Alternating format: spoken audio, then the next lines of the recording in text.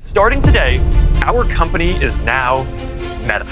2021년 10월 마크 저커버그가 전 세계 앞에 섰습니다. 그리고 페이스북의 이름을 메타로 바꾸겠다고 선언했죠. 회사의 미래, 아니 인류가 서로 소통하는 방식의 미래 자체가 이제 메타버스라는 것이 될 거라고 했습니다. 앞으로 10년 안에 메타버스가 10억 명에게 가닿을 거라고 했고 그 안에서 수천억 달러어치의 거래가 오갈 거라고 했습니다. 사람들이 거기서 일하고 친구를 만나고 콘서트를 본다는 거였죠. 한 가지 덧붙이면 메타버스라는 말 자체가 1992년 SF 소설 스노우 크래시에서 나온 표현입니다. 그런데 그 소설 속 주인공은 마피아 밑에서 피자 배달을 하는 인물이죠. 30억 명이 쓰는 회사가 하필 그런 소설에서 이름을 따온 겁니다. 사실 페이스북도 그리 독창적인 아이디어는 아니었습니다. 프렌드스터나 마이스페이스 같은 소셜 네트워크는 훨씬 먼저 있었으니까요. 저커버그는 아이디어를 훔쳤다는 이유로 윙클보스 형제에게 소송해서 지기도 했는데 저커버그가 정말 잘한 건 아이디어가 아니라 실행이었습니다. 페이스북을 명문대부터 풀어 신분 상징으로 만든 뒤 천천히 대중에게 열었죠. 그 다음부터는 인수로 몸집을 불렸습니다. 2012년 인스타그램을 10억 달러, 2014년 왓츠앱을 190억 달러에 사들였고요. 지금 인스타그램은 페이스북 본체에 맞먹을 만큼 컸으니 그 10억 달러짜리 인수는 미국 기업 역사상 손꼽히는 거래였던 셈입니다. 문제는 저커버그의 최고의 아이디어라는 게 사실은 다 남의 것이었다는 겁니다. 인스타그램도 남의 회사였고 왓츠앱도 남의 회사였습니다. 그리고 최근의 스레드는 그냥 트위터죠. 정리하면 이렇습니다. 저커버그는 남이 만든 걸 잘 복제해서 세계 최고의 회사를 일군 사람입니다. 그런 저커버그가 이번엔 드디어 내 아이디어가 생겼다며 인류를 가상의 신대륙으로 이끌겠다고 나선 거죠. 얼마나 확신했으면 회사 이름까지 그 아이디어로 바꿔버렸습니다. 참고로 저커버그는 예전에 하와이에서 서핑을 하다 얼굴에 선크림을 어찌나 두껍게 발랐는지 광대처럼 보인 적이 있습니다. 파파라치를 발견하고는 선크림을 잔뜩 바르면 못 알아볼 거라 생각했다더군요. 물론 변장은 전혀 되지 않았고 오히려 인터넷에서 가장 많이 퍼진 사진 중 하나가 됐습니다. 이 비전을 팔려고 저커버그는 75분짜리 발표 영상을 만들었습니다. 가장 먼저 눈에 띄는 건 거기 없는 것입니다. 가상현실을 다룬 75분짜리 영상인데 정작 VR 헤드셋을 쓴 사람이 거의 안 나옵니다. 저커버그 본인이 쓰는 장면은 단 한 번도 없고요. 또 하나 도드라진 문제가 있었습니다. 아바타들에게 다리가 없었다는 겁니다. 상반신만 둥둥 떠다니는 토르소였죠. 이게 어찌나 큰 문제였는지 1년 뒤인 2022년 10월 저커버그는 특별 행사까지 열어 자랑스럽게 발표합니다. 이제 아바타에게 다리가 생겼다고요. 그런데 나중에 밝혀지길 이 시연조차 조작이었습니다. 영상 속 다리는 VR 기술이 아니라 모션 캡처 슈트로 만든 거였거든요. 이 모든 걸 봤는데도 적지 않은 진지한 사람들이 메타버스를 아주 진지하게 받아들였습니다. 2021년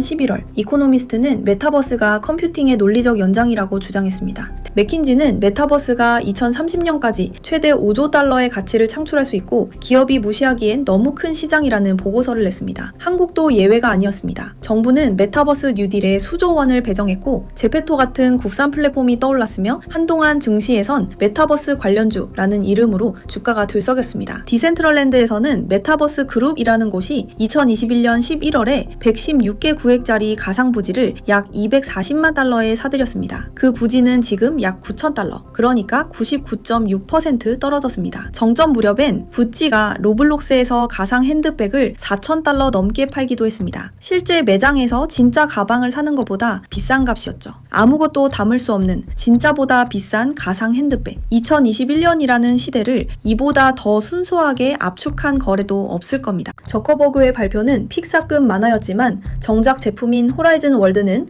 훨씬 형편없었습니다. 2000년대 초반의 저품질 게임 같았죠. 그래픽은 조악하고 세계는 텅 비었고 아바타는 앞서 말했듯 다리가 없었습니다. 그나마 긍정적인 면이라면 저커버그의 메타버스 아바타가 실제 저커버그 본인보다 표정이 풍부했다는 점이겠네요. 메타 직원들도 이 제품을 싫어했습니다. 더 버지가 보도한 내부 메모에 따르면 회사는 직원들에게 메타버스에서 더 많은 시간을 보내라고 압박했지만 VR 회의는 짐 빠지고 사실상 쓸 수 없는 수준이라고 묘사됐습니다. 둠과 퀘이크를 만든 전설적 엔지니어 존 카맥은 오큘러스 인수 때부터 메타에 있었는데 2022년 회사를 떠나며 메타의 VR 사업을 비효율적이고 비대하다고 평했습니다. 진짜 이야기는 사용자 숫자가 말해줍니다. 저커버그는 10억 명을 성장을 예측했지만 호라이즌 월드의 월간 사용자는 정점에서 수십만 명에 그쳤습니다. 일부 추산으로는 일간 사용자가 결국 900명 수준까지 떨어졌고요. 작은 시골 마을 인구쯤 됩니다. 비교하자면 23년 전 출시된 가상세계 세컨드 라이프는 지금도 하루 약 20만 명이 찾습니다. 메타 주가는 2022년에 64% 빠졌습니다. 투자자들이 메타버스 지출에 패닉에 빠진 거죠. 그런데 2023년과 2024년에 주가는 극적으로 회복했습니다. 그리고 그 회복은 메타버스와 아무 상관이 없었습니다. 메타의 핵심 사업인 광고는 여전히 어마어마하게 돈을 벌었거든요. 2025년 총 매출은 2천억 달러를 넘었습니다. 페이스북, 인스타그램, 왓츠앱, 메신저로 이루어진 이 앱 군단은 그냥 돈을 찍어내는 기계입니다. 문제는 메타가 사업으로 돈을 못 번 게 아니었습니다. 문제는 그렇게 번 돈 중 880억 달러를 시골 우체국보다 방문객이 적은 가상세계에서 불태우기로 했다는 겁니다. 지난해 말 블룸버그는 메타가 메타버스 예산을 30% 줄일 계획이라고 보도했습니다. 그러자 메타 주가는 그 소식에 올랐죠. 플러스 하루 만에 시가총액이 약 600억 달러 늘었습니다. 메타는 공격적으로 AI로 방향을 틀었고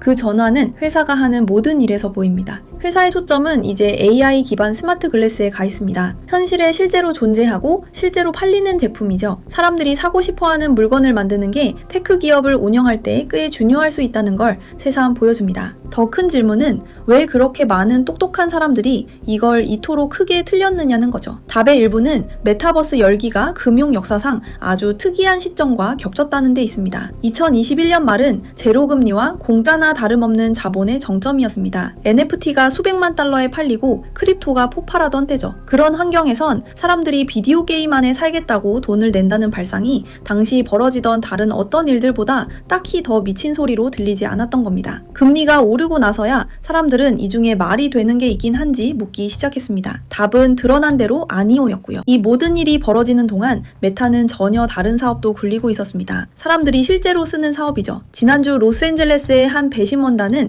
메타의 플랫폼들, 특히 인스타그램과 구글의 유튜브가 아이들에게 중독되도록 설계됐고 그 위험을 사용자에게 경고하지 않았다고 판단했습니다. 배심원단은 600만 달러의 손해배상을 판결했고 그중 70%를 메타가 책임지게 했습니다. 여기서 아이러니가 거의 설계된 것처럼 맞아떨어집니다. 메타는 880억 달러를 들여 사람들을 가상현실에 중독시키려다 실패했습니다. 그런데 정작 사람들이 진짜로 중독된 제품, 1년에 2천억 달러를 벌어다주는 그 제품이 이제는 소송을 통해 회사를 무너뜨릴 수도 있게 됐죠. 회사 이름은 당분간 계속 메타일 겁니다. 4년쯤 버틴 제품의 이름을 영구히 달고 가는 거죠. 이 회사는 이제껏 이름을 2번 바꿨습니다. 하버드 기숙사 방에서 학생들의 외모에 점수를 매기려고 만든 웹사이트에서 가장 강력한 미디어 기업 중 하나로, 그리고 다리도 구현하지 못한 가상세계의 이름으로요.